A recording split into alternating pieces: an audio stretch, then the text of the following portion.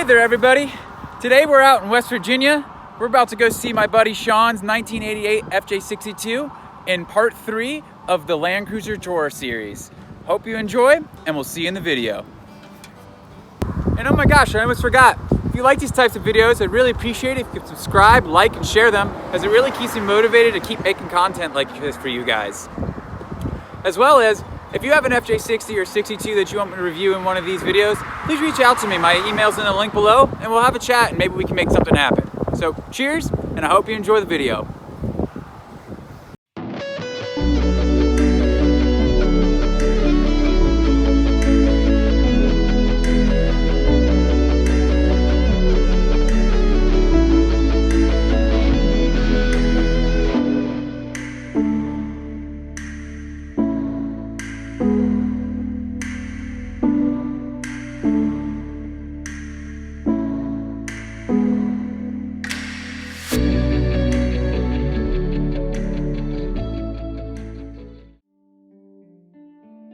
I'm Sean. This is my 1988 Fj62 Land Cruiser.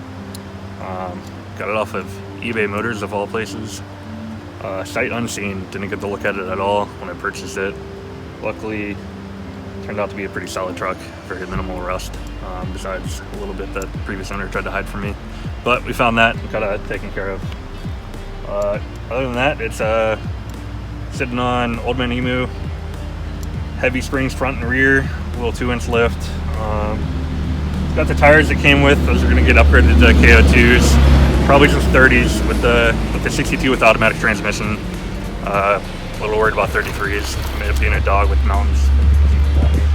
All right, so interior of the truck, not much was going on. Big upgrades I did was all LED lights in the dash.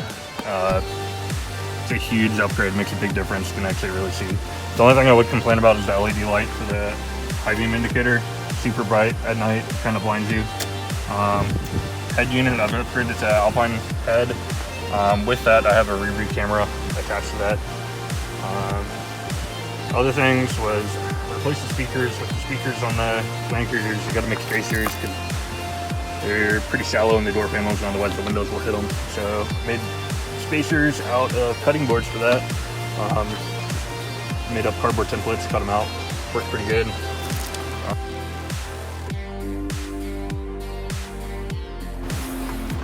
So on the back, you can see the rear view camera mounted. It's one of the mounts that go behind the license plate. I just drilled a little hole, threw a grommet in, and ran that down through the factory wiring points, ran that over to back here. That hooks up to the rear view lights, that triggers the whole thing, and then that will turn the camera on and power the head unit, and saying that there's a signal from the rear view. And I'll switch over automatically. What else I did is I went through and soundproofed the whole car. So with that I did some beetle mats and then some foam on top. Really makes a big difference, doesn't sound as much as like a school bus anymore.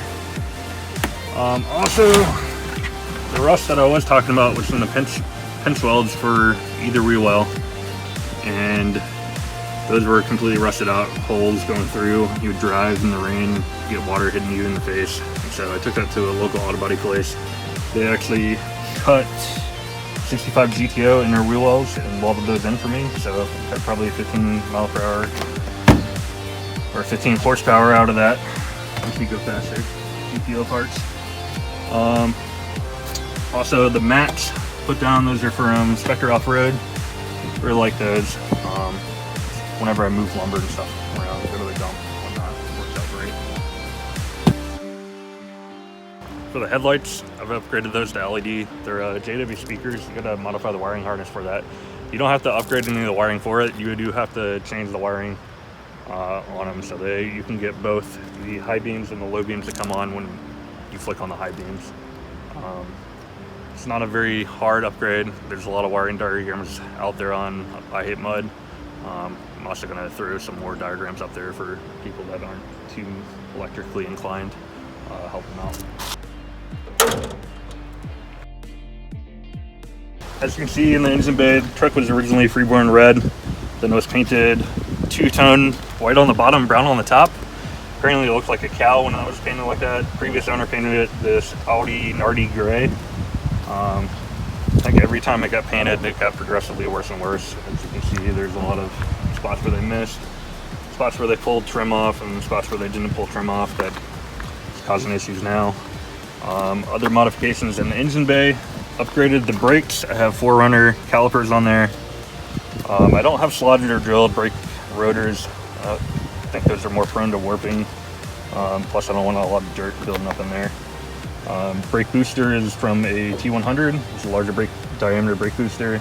Or not brake booster, the master cylinder is T100. Brake booster is from a 4Runner. They bolt right in, but you gotta bolt them in upside down, so you just gotta get a new vacuum hose for that, a little bit longer. You can hook it up down here. Engine's been desmogged, so blocked off the exhaust gas port and then the EGR input. Then all the valves that were here capped all the vacuums.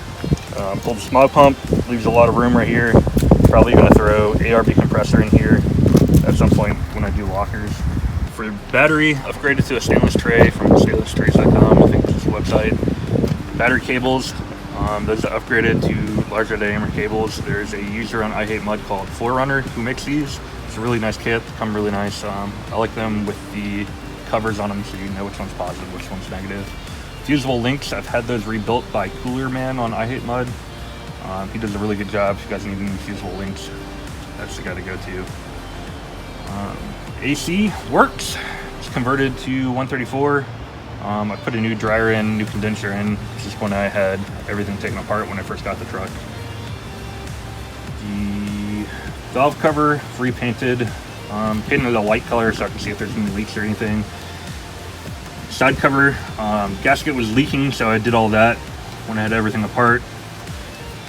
That's a big pain of a job, but it's definitely worth it.